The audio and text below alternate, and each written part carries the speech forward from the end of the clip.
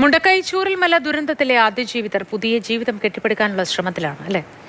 കൽപ്പറ്റയിലെ ടൗൺഷിപ്പിൽ 178 കുടുംബങ്ങൾ താമസം തുടങ്ങിക്കഴിഞ്ഞു. 200ഓളം വീടുകളുടെ നിർമ്മാണം പുരോഗമിക്കുകയാണ്. ടൗൺഷിപ്പിൽ നിന്ന് എം കമൽ തയ്യാറാക്കിയ റിപ്പോർട്ട് കാണാം. കൽപ്പറ്റയിലെ ടൗൺഷിപ്പ് മുണ്ടക്കൈ ചൂരൽമല ദുരന്തബാധിതരുടെ പുതിയ സ്വപ്നങ്ങളൊക്കെ ഈ ടൗൺഷിപ്പിനെ കേന്ദ്രീകരിച്ചാണ്. 178 കുടുംബങ്ങൾക്ക് വീടുകൾ കൈമാറി. അവരിലേറെയും ഇവിടെ താമസമാക്കി കഴിഞ്ഞു. രണ്ടാം ഘട്ടത്തിൽ 149 വീടുകളാണ് തയ്യാറായിക്കൊണ്ടിരിക്കുന്നത്. ആകെ 410 വീടുകളുണ്ട്. ഇനിയും ഒരുപാട് ജോലികൾ തീരാനുണ്ട്. ബാക്കിയുള്ള വീടുകൾ പൂർത്തിയാക്കണം. പൊതു സൗകര്യങ്ങൾ ഒരുപാട് ഇവിടെ പ്ലാൻ ചെയ്തിട്ടുണ്ട്. ഓഡിറ്റോറിയം ഉണ്ട്, മാർക്കറ്റുണ്ട്, കളിസ്ഥലമുണ്ട്, അങ്ങനെയുള്ള കാര്യങ്ങളൊക്കെ വരണം. ഇതിനോട് ചേർന്ന് തന്നെ ജനറൽ ആശുപത്രി വരുമെന്ന് അറിയിച്ചിട്ടുണ്ട്. കൽപ്പറ്റ ഗവൺമെൻറ് LP സ്കൂൾ ടൗൺഷിപ്പിലേക്ക് മാറ്റാനുള്ള ആലോചനകളും അതും ഏതാണ്ട് തീരുമാനമായിട്ടുണ്ട്. KSEBിയുടെ സബ്സ്റ്റേഷൻ വരുന്നുണ്ട്. അങ്ങനെയൊക്കെ ആണെങ്കിലും ടൗൺഷിപ്പ് ഒരു അതിജീവനത്തിൻ്റെ പുതിയ സ്വപ്നങ്ങളുടെ പ്രതീകം തന്നെയാണ്. ഇവിടുത്തെ ഇപ്പോൾ താമസം തുടങ്ങിയ ആളുകളൊക്കെ നമ്മളോടൊപ്പം, കുറേ പേർ നമ്മളോടൊപ്പം ചേരുന്നുണ്ട്. ഇവിടെ വന്നതിന് ശേഷം എങ്ങനെയുണ്ട് ജീവിതം മുന്നോട്ട് പോകുന്നത്? കുഴപ്പമില്ലാത്ത ജീവിതമാണ്.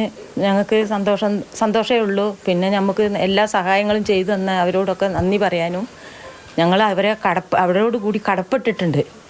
ഗവൺമെന്റിനോടും പിന്നെ സംഘടനക്കാരോടും എല്ലാവരോടും ഞങ്ങൾ കടപ്പെട്ടു. ഇവിടെ വരുന്നവരെ ദിനപത്തെയും വാടകയും ഒന്നും മുടങ്ങിയിട്ടില്ലല്ലോ? ഒന്നും ഇതുവരെ മുടങ്ങിയിട്ടില്ല. ഇതുവരെയും മുടങ്ങിയിട്ടില്ല.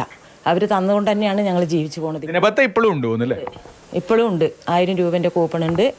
പിന്നെ 9000 രൂപ ഒരാൾക്ക് വെച്ച് കൊടുക്കുന്നുണ്ട്. 150ഓളം കുടുംബങ്ങൾ ഇവിടെ താമസമായി. നിങ്ങൾ എല്ലാവരും ഇപ്പോൾ അവിടെ നിന്നുള്ള പരിചയക്കാരും എല്ലാം ആയി, എല്ലാം ഒന്നിച്ചാണോ? ഒക്കെ ഒന്നിച്ചാണോ? ഒക്കെ ആയി, എല്ലാം ഒന്നിച്ച് തന്നെയാണ്. കുഴപ്പമൊന്നുമില്ലാതെ കൊണ്ടു. അപ്പോൾ ആ ഓർമ്മകളൊക്കെ മറന്നപ്പോൾ ഒരു പുതിയ, എന്തായാലും നമുക്ക് മുന്നോട്ട് ജീവിച്ചല്ലേ പറ്റുള്ളൂ അല്ലേ? അത്രയേ ഉള്ളൂ. കുടുംബങ്ങളും നാട്ടുകാരും മൊത്തം എല്ലാവരും നഷ്ടപ്പെട്ട ആ സങ്കടം ഞങ്ങൾക്ക് ഒരിക്കലും തീരാ ദുഃഖമാണ്. എന്നാലും ഒരു കൂരേൻ്റെ ഉള്ളിലായി എന്നുള്ളൊരു സമാധാനം. ഒരു സമാധാനം. ഇപ്പോൾ പുതിയ വീട്ടിൽ വന്നിട്ട് സന്തോഷം തന്നെ. സൗകര്യങ്ങളൊക്കെ ഉണ്ടോ? എല്ലാം ആയോ? എന്തായി ആവണ്. ദുരന്തബാധിതരുടെ കൂട്ടായ്മയ്ക്കൊക്കെ നേതൃത്വം നൽകിയ ആളാണ് JM മനോജ്. വീട്ടു താമസം തുടങ്ങിയില്ലാന്ന് തോന്നുന്നു അല്ലേ? ഇല്ല, ഞാൻ തുടങ്ങിയില്ല. ഞാൻ എൻ്റെതായ പേഴ്സണൽ കാര്യം കൊണ്ട് ഞാൻ തുടങ്ങില്ല. അടുത്ത മാസം ഞാൻ കയറി കൂടും. ഇപ്പോൾ ഇനിയും നമുക്ക് ഒരുപാട്, ഇപ്പോൾ ടൗൺഷിപ്പിനെ ചുറ്റിപ്പറ്റി വിവാദങ്ങൾ ഉണ്ടായിരുന്നു. ഇനി ഒരുപാട് പണികൾ തീരാനുണ്ട്. അപ്പോൾ ഇനി വരാനുള്ളവരുടെ പ്രതീക്ഷ, പുറത്ത് നിൽക്കുന്നവരുടെയൊക്കെ അവസ്ഥ, അത്തരം കാര്യങ്ങളൊക്കെ എങ്ങനെയാണ്? അല്ല, തീർച്ചയായിട്ടും. ഇപ്പോൾ നമുക്കറിയാം 178 പേർക്ക് സർക്കാർ ഇത് വീട് കൊടുത്തു. ഈ 178 പേരും ഹാപ്പിയാണ്. ഒരു 149 പേരും കൂടി ഇനി ഉണ്ട് രണ്ടാം ഘട്ടത്തിലേക്കുള്ള. അവർ വലിയ രീതിയിൽ പ്രയാസത്തിലാണ്. അത് പണി പതുക്കെയാണ് എന്നൊക്കെയുള്ളൊരു ആശങ്കയാണ്.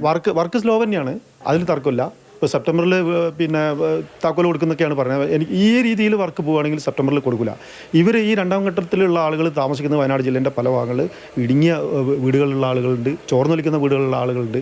അത് മാത്രമല്ല, ഇപ്പോൾ വേറൊരു പ്രതിസന്ധി എന്ന് പറയുന്നത് ഇവർക്ക് വാടക കൂട്ടണമെന്ന് പറഞ്ഞിട്ട് അവർക്ക് സമ്മർദ്ദം, വീട്ടുടമകൾ ഭയങ്കര സമ്മർദ്ദം. അപ്പോൾ അതൊക്കെ അതിജീവിച്ചിട്ടുകൊണ്ടാണ് ഇപ്പോൾ നിൽക്കുന്നത്. സർക്കാർ അടിയന്തരമായി ഇടപെട്ടുകൊണ്ട് ഈ സെപ്റ്റംബറിൽ തന്നെ അവരെയും കൂടി ഉൾപ്പെടുത്തണം. ഒക്ടോബർ 31 ടൗൺഷിപ്പ് പൂർത്തിയാകുമെന്ന് പറഞ്ഞാൽ അപ്പോൾ മറ്റ് സൗകര്യങ്ങളും കൂടെ ആയാലല്ലേ നിങ്ങളുടെ ജീവിതം ഒരു പൂർണ്ണതോതിലാവുള്ളൂ? അതെ, എല്ലാ സൗകര്യങ്ങളും എന്തായാലും ഒക്ടോബർ 31 തീരില്ല എന്നുള്ള ഉറപ്പാണ്.